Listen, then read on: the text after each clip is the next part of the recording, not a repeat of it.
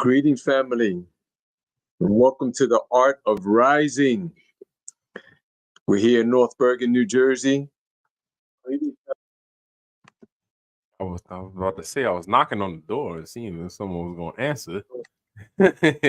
Here we are. What's up? What's up, Omar? Didn't you just come from a meditation retreat, my I friend? did, brother. I did. There's And so much and going on in the world. How in the world did you find the time to do that? I know. Tell me going on about it. It wasn't an easy task with two kids, holding down the day job and all of that, and running a podcast. And we also have retreats. We have Mm-hmm. we have a lot of things going on. Yep. So here with the OMZL Healing Sanctuary, my name is Denzel Hill, aka Mr. Underone's Son. I'm here with Omar Garcia, half of the OMZL Healing Sanctuary, tribe. Other half Aziel. Shout out to her, the kids, everything that we do here. It's about rising, the art of rising. And today we'll be talking about meditation, what it means, who it's for, who it's not for, what first got us into it, all that good stuff. Okay, well, I'll tell you what.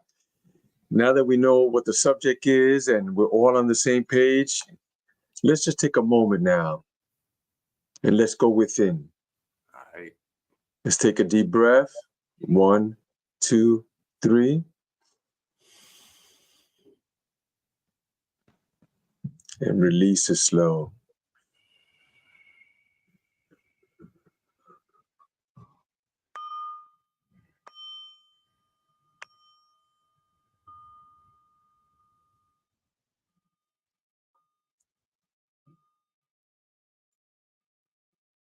All right. We all have to take time for ourselves, man. So that's what it was all about, Denzel. I just needed a break, man. Just burning the candle at both ends. It's tough, man. It's tough. Yeah, man. It's tough, but it's beautiful too. It's all part of it. But you could also quickly create a recipe for disaster for yourself. Just burn right out, and I do my best to avoid that. So I started looking online for different places to go. A retreat that naturally would be affordable, right? Because some of these places, they're a little high end, So I finally found a nice place. It's in upstate New York. It's about an hour and 50 minutes from the sanctuary. So I got there. People were so nice. They set me up with a nice room. It was clean. It's so peaceful and everything. There weren't too many people there because it's just that time of year where not too people are going at the moment. Yeah. And they set me up with my room, and I put my stuff down. I was by myself, and then I walked the grounds. They had hiking trails and all that. They had the temple that was way up on the hill. I mean, listen, whoever created this place created it like strategically with the flow state, Oh my goodness. of the planet. There was water running all around, the facility, little streams all around coming down. Yeah, it was just beautiful. And even in the pamphlet, it shows you how they built it specifically with mindfulness, right? And which mindfulness is one of the big subjects that we're talking about here, right? Right. But let me see if I can just wrap that up.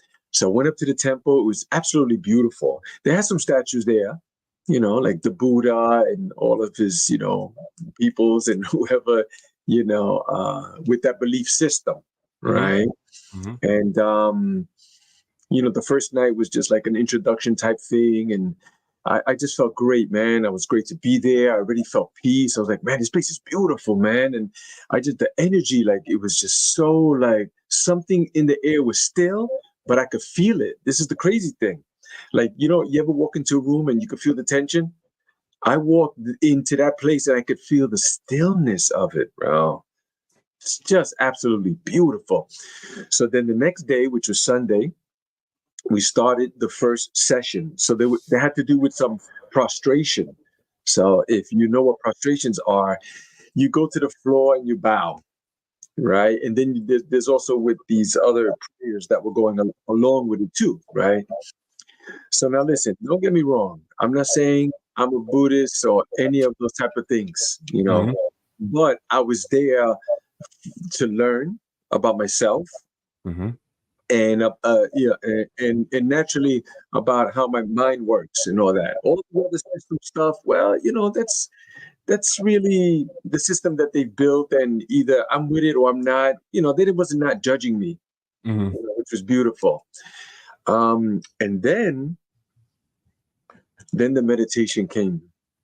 So here I am. I sat down in the lotus position. No, I got comfortable. I got my eyes closed. I'm like, yeah, I'm good, man. I meditated. Come on. So I'm paying attention to my breath, right? The little warm air that's leaving my nostrils and the cool breeze coming in, just relax. All of a sudden, my mind just started like getting a little noisier. Okay, I said, I see some things. Okay, a little bit noisier. I was like, oh, okay, now, all right, I see what's happening here. A little more noisier. And I was like, oh, wait a minute, like this is like too noisy now. Like, it started making these movies, about certain issues that were bothering me. But then it just kept going and going. And I was like, I just want to be free from this, man. I'm here for peace, man. What's going on? Like, I didn't want all this. And it just went on and on. And I just couldn't like break free. I was trying just to allow it, just to, because the more you fight it, the more it stays. Right. I know enough of it that it works like that. Right. So I just tried to just, sit into it and just relax and all that. But it was challenging. And we were there meditating. I think the first sitting must have been like 50 minutes to an hour. So that's a Mm-hmm. long time sitting, bro. Like, Mm-hmm. you get to see what's inside your mind. So after I left there, I was, beside myself. I was like, man, what was that all about? My mind's, and I went out to the grounds and I did a little bit of hiking, and I was like, wow, that was weird. And then another thought came to my mind and said, what did you think was going to happen? Yeah.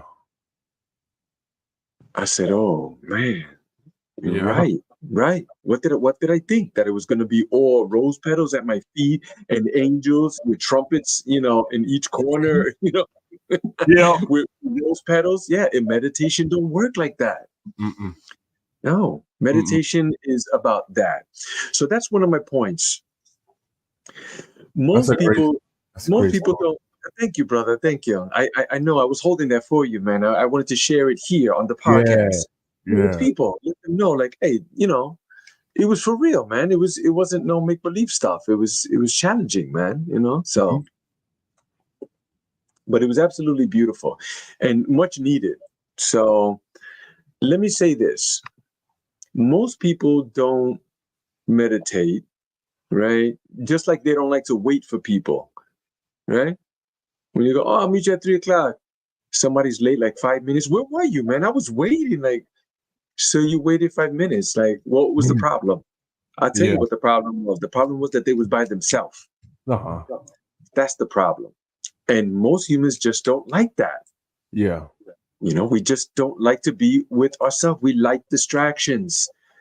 And meditation is about being with you, going within, you Yeah. know. But let me just take a couple of breaths, man. Why don't you tell me a little bit about what did you think about what I said, and perhaps maybe Right. your introspection on meditation and things like that. I mean, it never gets old what's going on in your own mind, because we all think we know what's going on in our own mind, and like to some extent we got to figure it out, and the answer is going to come from somewhere outside of us, screaming in. When I first found meditation, this was like 2018. I was going through my whole recovery process from football. I was just astounded at everything that's going on inside that's stored in there. It's like, yo, this happened. How did I forget that happened? And it's like you said, you're watching movies and you're processing and watching, life as it can be, as it may be, all the possibilities that can pop up in your mind. Meditation can allow that for you, in order for you to see and have more perspective. For me, I mean, I've learned to love that part of it. Like, let's sit down and see what I'm missing out on. You see, sit down and see how I'm beating my head against the wall. And surely enough, there's always a couple things that are common, on a day-to-day basis. There's those things that are novel that happen to you that it's like, okay, let me just wipe that. Meditation, like if I could tell people, if someone wanted to ask me why meditation, I would tell them this, right? If you would consider that prayer is you talking to God, think of meditation as God speaking to you. We all have a higher, body. Like we have these physical bodies. You have an astral body that's outside of that, that's always trying to guide you and whatnot, And I'm learning how to take a step back. You got ego here, front and center, but you got to take a step back and let creation fill the gap that your ego is failing to miss to see. Like you just forgot about these three things that you're supposed to do, and you're so focused on this one thing. Time is rolling by. Boom, boom, boom. I mean, we're gonna get into it today. How I use meditation for my productivity, how I use it for better sleep, how I use it for just freaking figuring it out in a. It's not passive. It's not active. It's in between that, and that's the beauty of meditation. It's like that middle passage that all religions kind of mention in some sort of manner. For sure, definitely. Wow, there's so many things we can say, but I think I really want to say something like humans can trace back meditation over 5,000 years. Right. So one of my points is that anything that has been around for that long, we should be paying attention to it. Right. It's just like yoga or, acupuncture or Ayurvedic, all of these teachings, like it's Qigong, like they've been around so long. Yeah. They say meditation, because they found some cave drawings of meditation, and they date back some of the writings, if I'm not mistaken, in the Vedic texts, right? That are dated like 5,000 years ago. But those books were written, there was already, I think, hundreds of other generations that already knew those stories. And it was at that time when they decided to write it down. So meditation has been going on way before that. Just observing the mind, because that's what meditation is, right? So I get this other one from people. They go, I just can't meditate. I sit down. My mind, it just goes wild. It won't leave me alone. And I tell them, that's meditation. And they go, what? I thought you're going to be peaceful. I'm like, when you go to the gym, do you walk in to the gym and grab 100 pounds and throw it over your head? No, you have to take 5 and 10 pounds. Yep. And then go to 20 pounds. That's how it works. The mind is just a muscle inside of this encasing of a skull. Inside there, it's just a muscle. That's all it is. And if you don't use it, you lose it. Yep. Right. So but the more you work it out, the stronger it gets. Like our whole physical body can break, decay, and all of that, but our mind can remain sharp if you use it. Yeah. So yeah, I wanted to say that. Yeah. It's almost like, I mean, it's like washing your brain. If I would tell people, like, how does it feel for me? Like once you get to a certain spot, it's like washing your brain. First you start scrubbing, not a lot's coming off, but the more that you scrub, the more consistent that you clean your bathroom, the less you got to clean it. Like it's like that for me. And we can get into like our habits of meditation, because for me, I can't go a day without some type of scoop. Let me just shut it off. Close my eyes, shut off the input, let it come through and just go through. I'm not processing, but I'm observing. The observer, people have heard about that. Like this is where we're coming from here. Because there's nothing like being an intellectual and thinking like you got it all figured out. Yeah. That's the worst thing. That's the worst that you could be. Yeah. In fact, there's a Buddhist saying that says, once you feel that you know it all, you're so far from it. Like, the best thing for you to say is, I don't know. Mm-hmm. Even when you feel that you know, you believe you know, you don't know. Mm-hmm. Why? Because you just don't know. Mm-hmm. Right? I like to use the example of George Washington being the first president of this country. Mm-hmm. How do I know? I Right. wasn't there. Hey. I didn't see him. Yeah. Right? But I'm going around talking about, like, if it's fact. Yeah. They told me Yeah. that. We That's do it it. all the time. Exactly. So We do those are called preconceived notions. it. Uh-huh. Right? So we have preconceived notions of birth and death. You see? So that's how we do it. We just walk around talking about, oh yeah, I know that this. How do you know? You don't know. Mm-hmm. There's different belief systems too. Oh, after we're gone from here, this is what happens. How do you know? You were there. Yeah.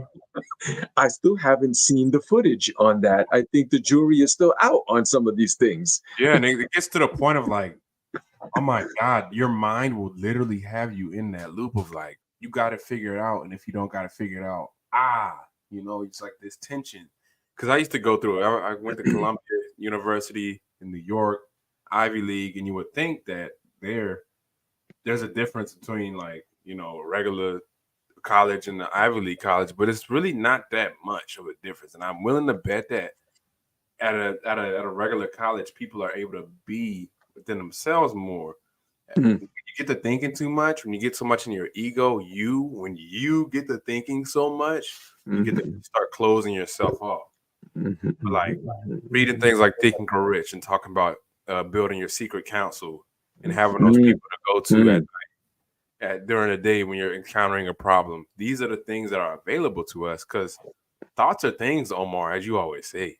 They're always flying around, whirring, buzzing by. But we can tune into a certain frequency, and when we tune into that frequency, and we have clear channels for picking up those frequencies, that's where the creation happens. You get those downloads that they call it, and you start to just build and stack upon what's already not new under the sun. Like, Yeah, definitely. People often get the best downloads or that information that you speak about in the most craziest and stillness of places, right? Mm-hmm. I think of Albert Einstein. Albert Einstein said that when he was in the shower, he said, Yeah, all my best thoughts come when I'm in the shower. yeah, He's just letting the water hit him, and he's just like there, and like boop, and he's like, of course, that's how the universe works. He's like, I was breaking my head out there, sitting at the yeah. books and just running through all the pages and still couldn't find anything. But it was always found in the stillness. Step back, definitely. We all need to do it, and Oh my God. I highly recommend people to be doing that. Take time for yourself, man. Listen, I'm very fortunate to have a wife that backs my play. Right. She stayed with the kids, and I was able to go. And beautiful, came back. Everything's good. Everything's waiting for me. I love it, and I do the same for her too.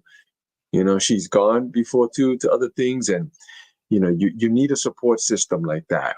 And Yeah. if you're on your own, then pack your bag, find yourself a nice retreat center, something affordable, and go for the weekend. Yeah, and I want to double down and say thank you to my parents for helping me find my safe space. I always talk about 2018. I was coming out of that Achilles tear, another shoulder surgery, my third shoulder surgery. I found meditation, and I could just practice night after night after night after night in the comfort of my parents' home. It didn't matter if CNN was on, Bold and Beautiful, all that stuff was just rolling through, and I'm learning about this space in your mind, these places in your mind that you can go to in order to offer you that comfort. And like one thing I like to tell people is that, before you get out your car, just take 3 minutes. Just sit there and just just blank out. Meditation comes good to me because I'm an imaginator. I'm like the daydream and stuff. So it's kind of like I just turn it down a couple notches and just don't think about nothing. I just Yeah blank out. it's like these are the things that like I want to help show people. Like the creativity only goes so far logically. You got to let God do a lot of the work, you know.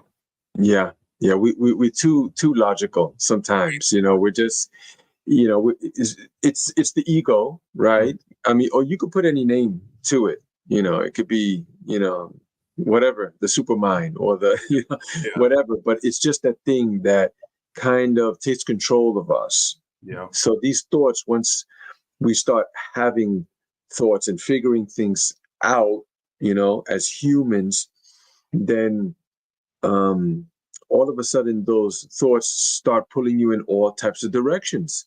yeah, You know, oh, she's not gonna talk to me like that. How dare she? Oh my yeah. God, you know what?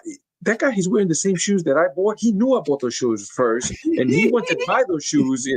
Really? Oh my Wow. God, Oh man, look, come on. We're better it than that. piles up. It piles up, It and piles up. you don't get to flush it. You transfer bad energy to just your environment, Yeah. and that's what we see going on. You know. Well, let me. I could tell you because I've studied meditation for a while, Uh-huh. right? And looked into it. You know, I don't want to come off as like some expert, and no, it's not like that. I'm just saying that I've sat with myself for long periods of time, you know, over the years, you know, and I was still making mistakes, you know, but still always tried to come back to that. Hey, you know, I guess it was partly my upbringing. My father was like a big thinker, and then, you know, at some point he did turn to being a practicing Buddhist. Right. So we used to have lots of conversations about karma and all kinds of like things I didn't agree with, and you know, we would go back and forward. But this is what I want to say: we're walking around sleeping. Okay, most humans we're unconscious. We Eyes think wide shut. eyes wide shut. We think that we're awake because we get up, we go, "Oh, I'm awake now." And they go and you go and do this and you don't think nothing different than buying a Louis Vuitton bag for $5,000 and the latest iPod for 300 and 400, the new one. Like you don't even think twice about it. You know, you throw things in the street in the garbage, you know, or you don't even say sorry to somebody, you bump them. You didn't hold the door for the lady coming with her grocery. Like it just goes on and on. Why? We're sleeping. We're unconscious. Humans are unconscious beings. We get slight glimpses of awareness Mm-hmm. and sometimes enlightenment too. But we don't know what it is. We see it and we go, we don't know what that is, Mm-hmm. right? Because we think like happiness always is outside. Mm-hmm. Joy is from inside, right? You have to go inward to find some of these things, Mm-hmm. right? Like the Bible says, they claim that Jesus said, the kingdom of God is inside of you. He didn't say it was outside or nothing like that, you know? So we need to pay attention to some of these things. So we're unconscious walking around. So you ever had somebody tell you something and then you go, man, why did he tell me that, man? That wasn't right. That was disrespectful, man. You know, oh man, I can't believe after all. And then you start carrying that around and around and around when you could just simply realize that that person told you that because they're unconscious. Yeah. You see, Denzel, if they were conscious, they would not have said that to you. They would know that that would offend you in Right. some way and that would hurt you. So then they're not going to allow that if they're conscious, but they're unconscious. Right. You know, you see people walking around. I don't care, man. I don't give a. You know, Yeah. you gotta care, man. I have to. It's like you're You gotta. creating whatever. You Mhm. know, I've been I think it's been a good 6 months that I've been practicing the art of not non-attachment but non-identification. Joseph Rodriguez, go look him up, everybody on YouTube. Shout out to that guy. We got to get him on this podcast. Master. We're gonna get him. We're gonna get him. This guy's top My level. God, I mean, he beats the nail of non-identification with Mhm. the things that aren't going on with your life. Yeah, I think I turned you on to Joseph Rodriguez, right? Yeah. Probably, I'll give Yeah. you the flowers. Yep. But Come on, like, man. Give me some credit. yeah, yep. It's all about. It's about knowing that you can feel your reality that's not here yet, and you don't have to identify what is here that you don't want. And so meditation is the art of just that. It's that ability to filter this world. You can be in this world, not of the world, right? Ability to always stand on your square and know that nothing's gonna enter this unless I allow it. And so I've been working a lot with my emotions, and when things happen, I'm reacting and just process it. Freaking spilled water, it's like wipe it away. It's gonna be okay. And I've grown so much over the years because I'm a younger brother. I'm like real reactive. I'll blurt out and just like blah, like very hyperactive at times. But I've learned how to find that balance with meditation, with a meditated mind. Like get to see bigger than you. Get to see the whole perspective and not just your perspective. Definitely. Well, let's do a real quick exercise. Okay. Close your eyes. Now I want you to be like the cat looking at the mouse hole. Okay. And I want you to tell me, now that you're fully aware, what's your next thought that comes up?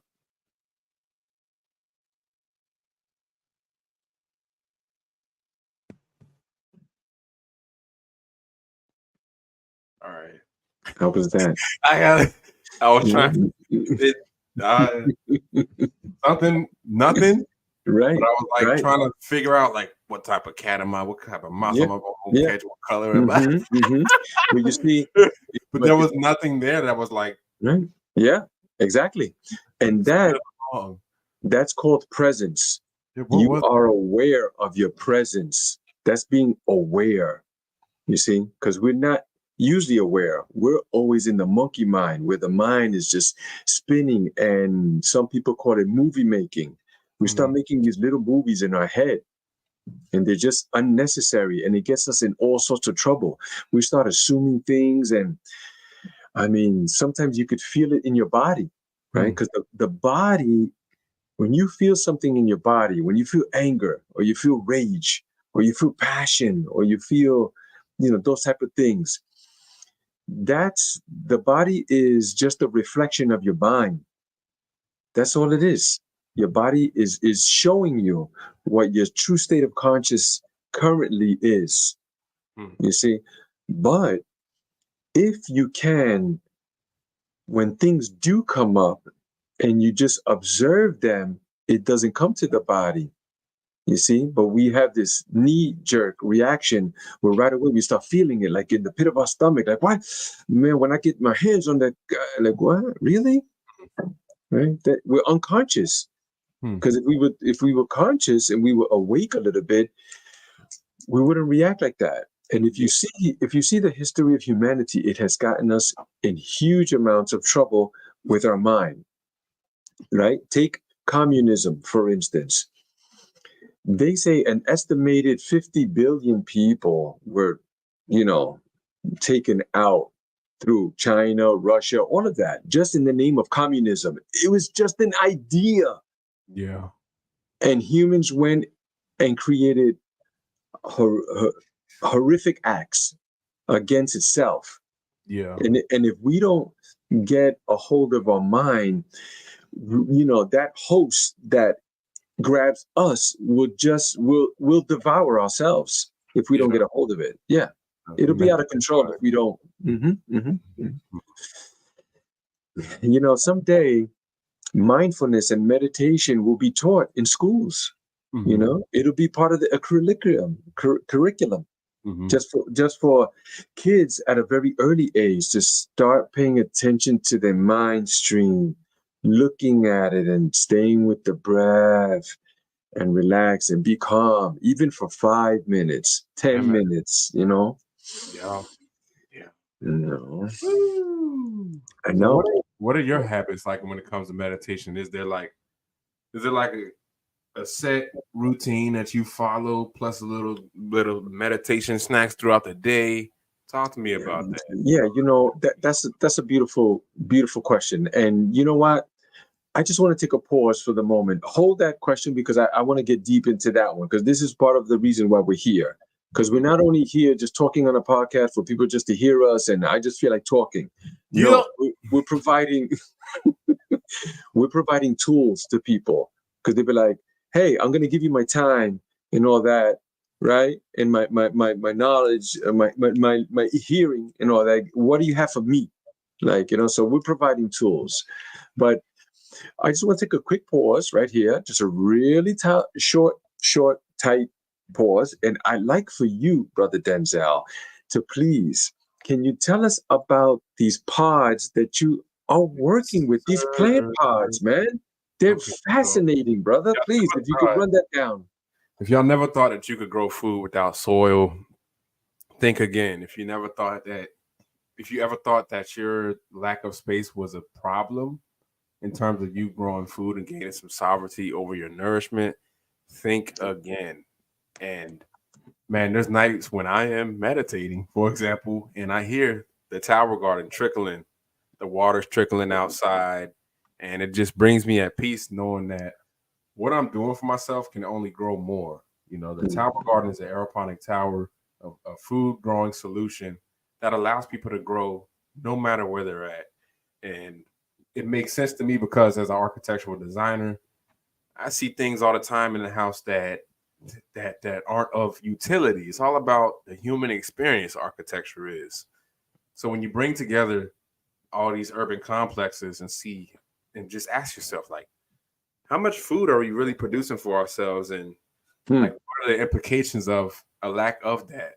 We talk about how the soil is being treated and how, the how food gets from the farms to you, that's affecting the quality. Oh, listen, man, that sounds like another podcast right there. Oh my God. For real. We're gonna put that we're gonna put that one down. No, yeah, really. We need to educate people on it. For real. Yeah. They just don't realize that all the food is being trucked in to these cities. And if something goes down, we would be, I wouldn't even know where the nearest farm is to run to. It blew my mind. I started seeing like, wait, what? They can sell us food that doesn't have as much nutrients? What? Mm-hmm. So the tower garden for me it's a solution I'm gonna have for the rest of my life. Because it helps me grow more. I have a full garden, but I can grow year round. I can grow plants that I can't grow in the soil because of like soil-borne nematodes and things. But if you guys want, if you do feel compelled to, follow me on Instagram at Mr._Sun. Reach out and let's talk tower gardening. People, you need a machine that can grow you food, a machine that can offer that peace of mind, a machine that is here for you, not those other machines that you scroll on and go up and down and up and down and up and down. Distractions. Right. We're going to put that on the ticker right on the bottom there, Mr. Under One Sun. That way they can hit you up on Instagram and you could tell them about these beautiful hydroponic pods. Aeroponics. The difference between aeroponics and hydroponics is that you're saving water because the plants are not submerged in the water. So 95% of water that you would do on conventional gardening. Wow. And speaking of the savings for your climate and the things that we're trying to do to save money, it's like a money growing tower because you're saving on so many fronts in so many ways in order for you to nourish you and your family. Okay. All right. Yeah. So if you heard that, family, right here on the Art of Rising, if you want to learn about some of that, hit them up on Instagram. It's a wonderful thing and, super affordable. I mean, it pays for itself. So we're going to be moving on that very soon also. You'd be surprised. Yes, sir. All right. So let's get back over here. Now, you wanted to know about my routine and what is it, how I work some of the magic and stuff like that, right? So, okay, here it is. I was just like most people. Meditation, it was difficult. It was something that other people did. And, quite frankly, I just thought it was a religion, and I thought that maybe, this is a belief system all in itself, but then I started learning more about it. Like I had learned that it's about you. This is about you. Go inward, stop what you're doing, because we're human beings, not human doings. Right? You see, that's why the word human being, we need to just be, right? But we find it hard to do that. So once I started learning a little bit more about that, I started sitting down and said, let me give it a try. And I would put a little alarm clock, right? Like a little timer on. And this is what I suggest to people, like get your phone out and put a little alarm, a stopwatch on it, a timer, and then put 3 minutes, 3 minutes, bro, 3. Put it on, get in your lotus position, sitting down like a lotus flower, or sitting in a chair, or on the sofa, or on your bed, or something like that. Lying on your back, yeah. Sit back, put your arms relaxed in a very still position, lower your shoulders, and scan your body. Start the timer. Start breathing. And this is one method that I had learned in a Japanese Zendo, right? They're Zen Buddhism, which is a different, there's always different types in different belief systems, right? But they were from Japan and very I want to say militant, but it wasn't really militant. It's just that they were extremely structured, and I learned so much about that too, about being structured. Like we need to be. Sometimes we're all over the place. We just do whatever. We throw everything around. We don't, you're not paying attention, So this is what they taught me. When you're being still, you could be with your eyes closed, but sometimes we fall asleep or we get into that total daydream. So that's why when you see the Buddha, his eyes are like a little open. You see? So that's where you don't close it all the way. Just open them a little bit, just a little bit, where you can see your surroundings. So you're not sleeping, but you're not fully like with your eyes open either. Once you're there, you breathe in through your nose and breathe out through your nose. And you do, in your mind, a count of 1. And you breathe in, breathe out, 2. And then you go all the way to 10, and then you start again. It's a technique. There's different ones, but this is the one of them that I was taught. And that little counting, oh man, I think I counted like for 3 years or 4 straight, like just not meditating. Really, I'm not kidding. Not just sitting meditation, walking. Because people think, oh, I don't got time to sit down, I'm busy and all that. You could meditate walking around too. Yep. For real. You could be walking. Driving. You could be driving. Yep. Thank you. And breathe and go with those numbers. Trust me. I love somebody to hit me up and let me know what they think about that.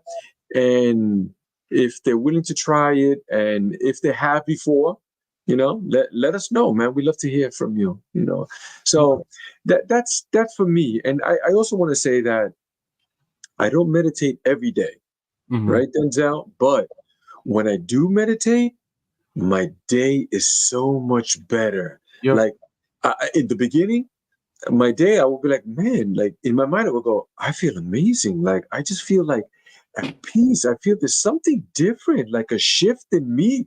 And then I started thinking about it a little bit more, and I was going, I meditated this morning.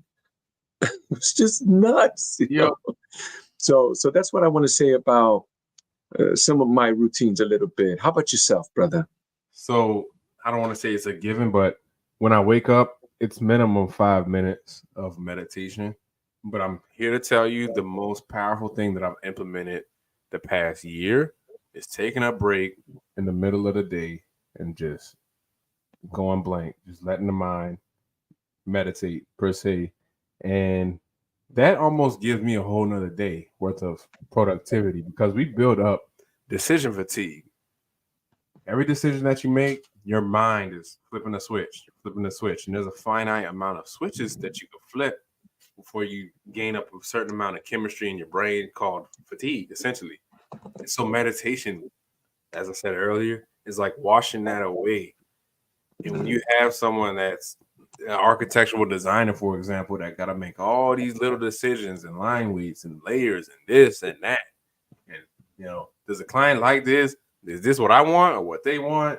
This, that, this, that, this, that, this, that over there.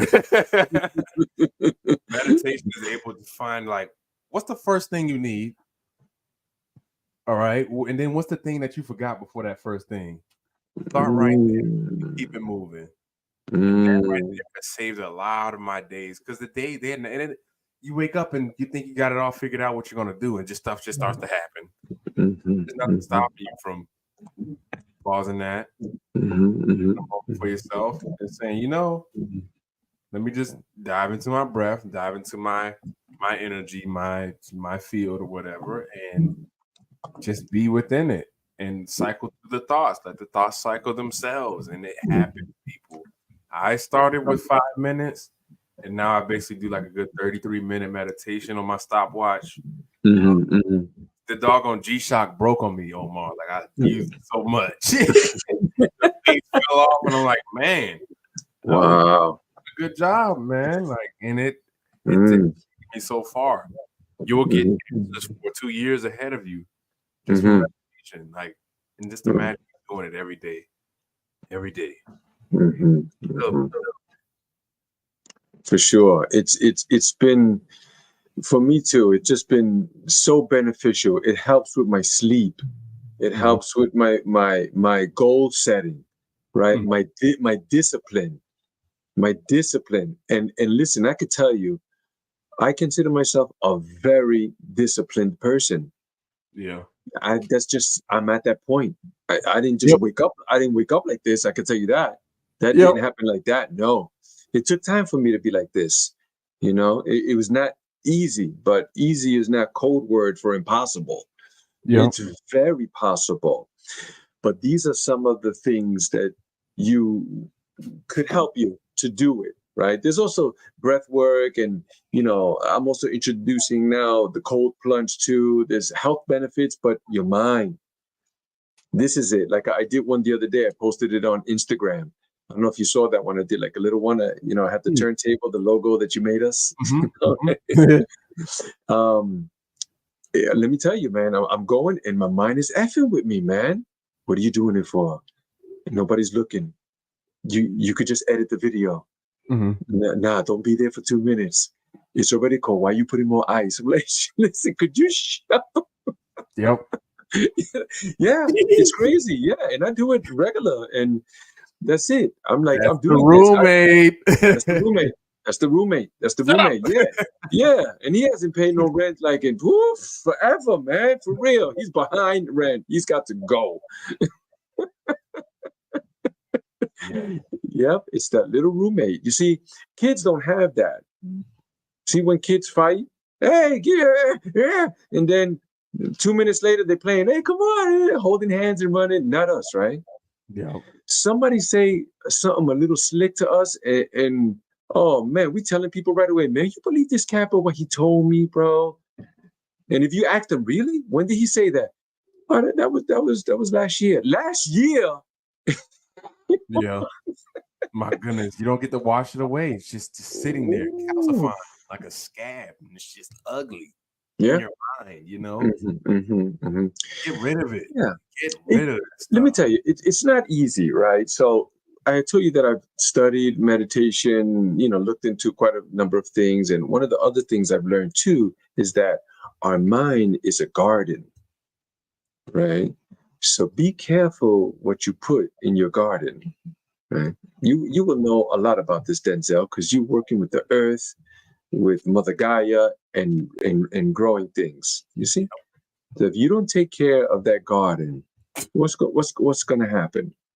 What's not supposed to be there is going to be there more right. than what's supposed to exactly. Be. And what are those things that creep in? The weeds. Weeds don't need no sun, no love, no nothing, bro. You allow the weeds to creep in, bro, they will choke the life out of your vegetables, flowers, and everything. They will take everything. That's just how our mind is too. Yeah. So here we are scrolling, looking at things. You're looking at crazy auto accidents. or violent, episodes that happen, with humanity, people fighting in the street at the gas station. Like, really? We're paying attention to that, and then we can't get it out of our head. So, like for me, years ago when I did watch TV, because I don't watch TV anymore, right? I don't. There's nothing I watch. Not the kids watch some cartoons and stuff like that. But years ago they used to have man, I forgot the name of that show, but it was about real life shows about the stars and the tragedy and what had happened to them. How they ended up, the fame, and they got it all, and then they got into drugs and blah, blah, blah. Denzel, those stories, bro, I started timing it. It would stay with me for like a week and a half in my head. I was like, no, this is not gonna happen. I'm not gonna do it no more. You gotta be careful what you put into your mind. Yeah, my goodness. There's gonna be a part 2 of this for sure, because meditation is such it's a topic that you can just continue to peel back the layers on, and more layers reveal themselves. I can't tell anybody better than just start with a couple minutes, and if you feel like you mastered it, then just try a walking meditation. Or if you can't do a walking meditation, try it when you're doing your favorite task. It's really like to do. Try that out. Definitely. It's so beneficial that we couldn't even begin to tap into some of these things, right? So think about professional athletes, right? The name of this podcast is The Art of Rising Flow State Conversations. What is that word, flow state? That's where professional athletes, that's where they like to live. That's where artists like to live. Creators, in whatever medium they have, clay, paint, sculpture, any of those things, man, they are in a flow state. And I'm sure everybody listening has experienced that. When you're doing something and when you look at the time, 5 hours have just passed by and you're like, what? I can't believe that. This is beautiful. That's the flow state. You see, that's why when you see people that are race car drivers, or rock climbers, cliff climbers, right? They don't have no net, nothing holding them, just their fingers and a little bit of powder that they have in a little pouch in their back, right? You would think, man, he's driving that car at hundreds of miles an hour. That's insane. Yeah. He must have like a death wish or something. No, he doesn't. Yeah. He enjoys being in that flow state. Yep. Time is suspended. Yep. Nothing matters. He's not thinking about, man, I gotta go wash the clothes. He can't. You tell me, a heavyweight boxer, he's in the ring, he's thinking about what the guy told him last week. Well, not clean out. Or he has to go wash the clothes. Right. They'll eat it for breakfast. He'll be dust, so it's that flow state, to be conscious in the present moment. The Art of Rising, everybody. Meditation. Tell us your thoughts. Reach out to us on Instagram. Let's talk about it. The best thing that we can do is gain more perspective over how you do what you do to become a master of yourself and to rise one day at a time. For sure. We have people tapping in on the YouTube and also the Instagram. That's why you see me typing at the keys, because I'm sending them love and respect to people supporting us, and they could see that, we're not fooling around over here. We're not playing video games and talking about it. And that's cool. People into that. But, if you want to rise, it's right here. Got somewhere to be. That's right. Got somewhere to be. That's it. Yeah. That's why for me, I try to limit the stress. I have an older brother that lives in Las Vegas, Nevada, and just recently he had a slight stroke. Ended up in the emergency room, and they kept him for observations and stuff like that. They do running some tests on him, but his life has been so stress filled, man. I've looked at it and I go, man, how could you do that for decades, man? Yep. What? Oh man, that maybe in my early years. In fact, let me not say maybe. It wasn't a maybe. It Story wasn't a for another maybe. time. They said- Rising of Omar Garcia. yeah, we're not gonna do that How he podcast. fall No, in let's the not. first place. Yeah. People be calling in, no doubt. Oh, if I could hit them now, listen. But yeah, my life was so filled with so much stress, so much stress, and I was super lazy. Oh my God, I was not calling myself out. I thought that was just the way to be. Now I call myself out. Like I'm over here pressing hard, pushing my body to its limit, and still I'm like, come on, you could have ran, another mile, bro. You could have lifted a little bit more weights, man. You did half the ab workout. Come on. But back then I was so unconscious that those things, they didn't matter to me. But once the pressure gets too much, and that's key too, you have to be sick and tired of being sick and tired. I'm sure you've heard that one before. That's it. I was done, but I didn't know how to get out. So, that's also another talk for another time. If people want to know offline, how is it that I was able to get out of this suicidal, a downward spiral, this slow drip of like death by 1,000 cuts, Yeah.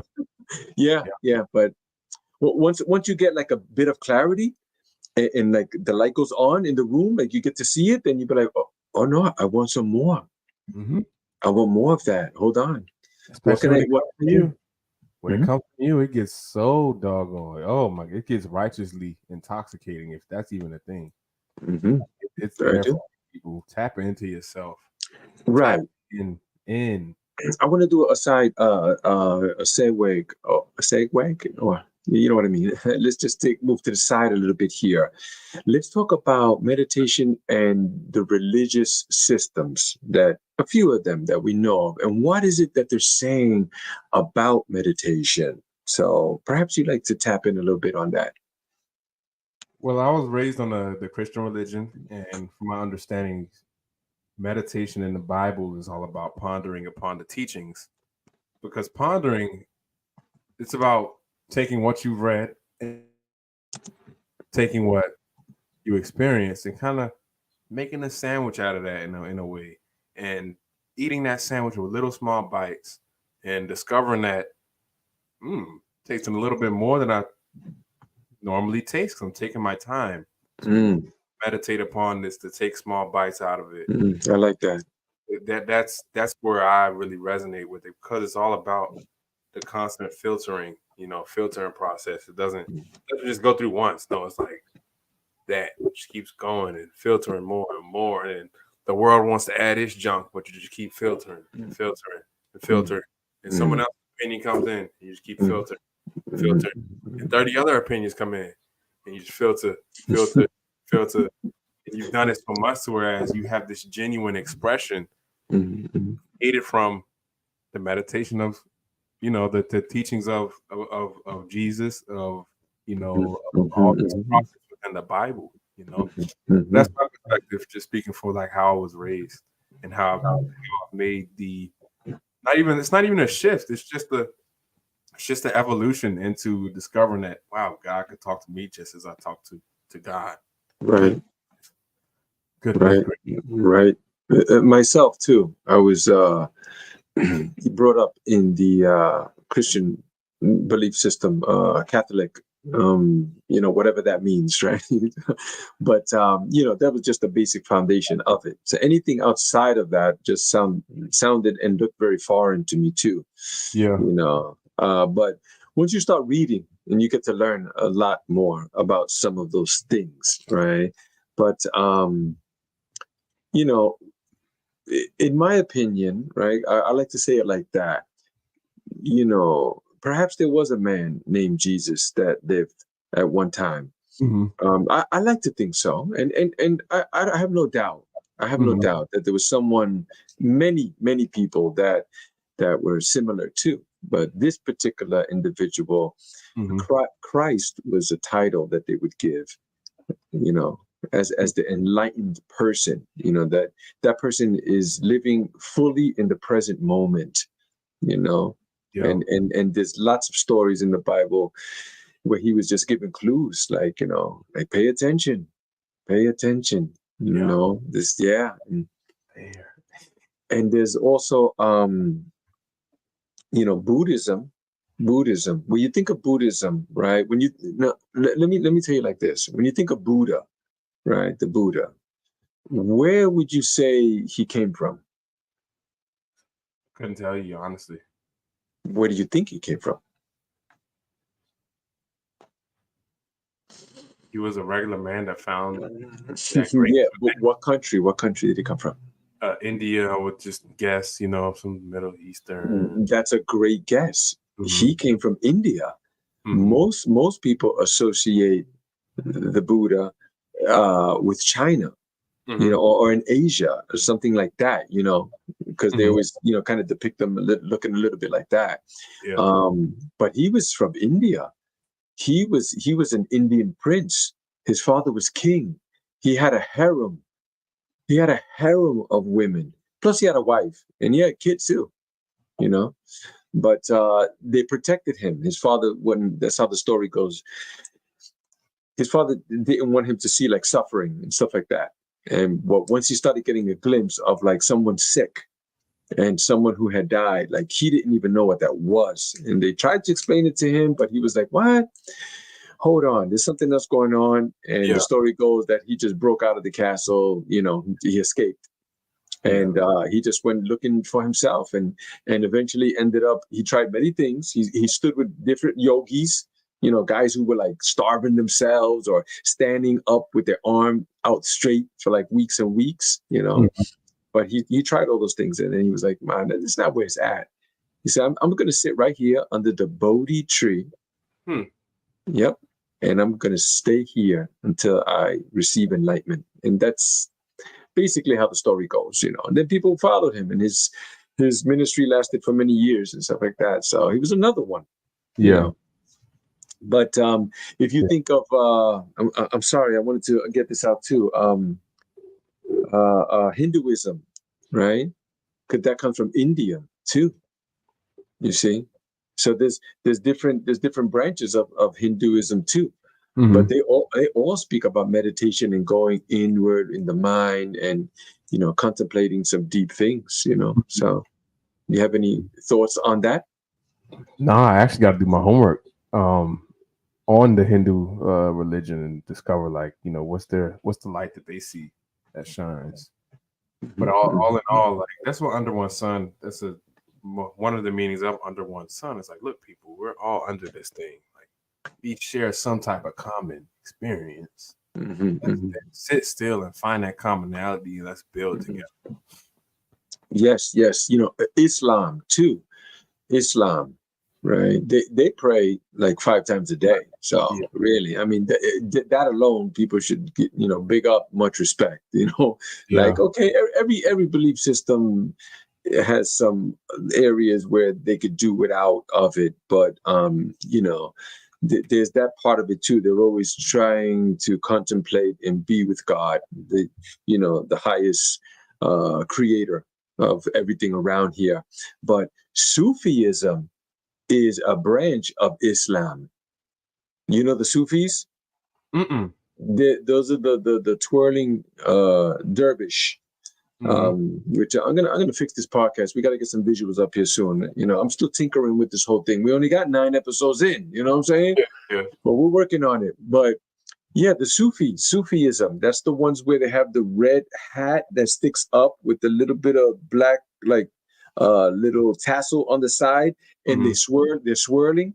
The Mm-hmm. men are swirling. They look like they have skirts Mm-hmm. on. Those guys. Those are the swirling dervish, Hmm. but they're very mystical. That's the mystical part of Islam. They're Ah, always, yeah, like that. yeah. Yeah, you always get this in every religion system. There's always a spiritual side of it, that the people want to just meditate, sit, contemplate the world. They don't want to hurt nobody. They want to sit down, write poetry, help humans. Right. In fact, Sufi, the Rumi is the one that I know. I think it's Jalaluddin Rumi. and he was one of the Sufis, that was many, many years in the past.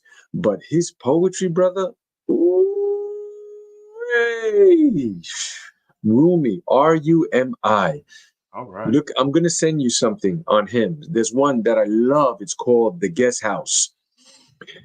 And he says, when you get a visitor at your door, a depression, a sadness, or anger, let him in. Bring him in as a guest. Treat him right. They come in and they'll be, knocking everything out around your house just to clear things out. That's why they're coming in, just to clear the house for other things, other new, fresh things to come in. Oh man, but trust me, the way he says it, it's amazing. But check it out. Yeah, it just seems like he meditated like a great deal on some of these things. Mm-hmm. People create some amazing stuff with just meditation, man. So yeah, maybe continue to rise, man. Continue to rise. I think we've been on for quite a while, man. Let's top it right there at 1 hour. Thank you so much. I always say we're going to get into this like 30 or 40 minutes, and thank you so much. Thank y'all. Right. Tuning into the art of rising. I'll tell you what. Let's go out with a little breath, okay? I gotta go. Close your eyes. You gotta go? Hey, I gotta go. Okay, you gotta log off? Yeah. Okay, go ahead, go. I'll finish up here. Okay. Peace and love. I'll hit you back. All right, there we are. That was my co-host, Denzel. Beautiful brother. All that knowledge that we just put out there, so deep. I invite you now to join me just for a little bit of breath work and a short meditation. Close your eyes. Pay attention to your breath. Now breathe in through your nose and then out. Breathe in, out. Last one, best one. Breathe in slow. And breathe out.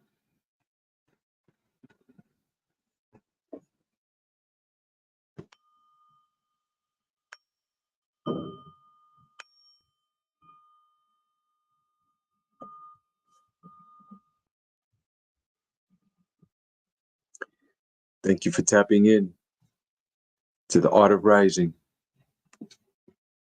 See you soon. Peace and love.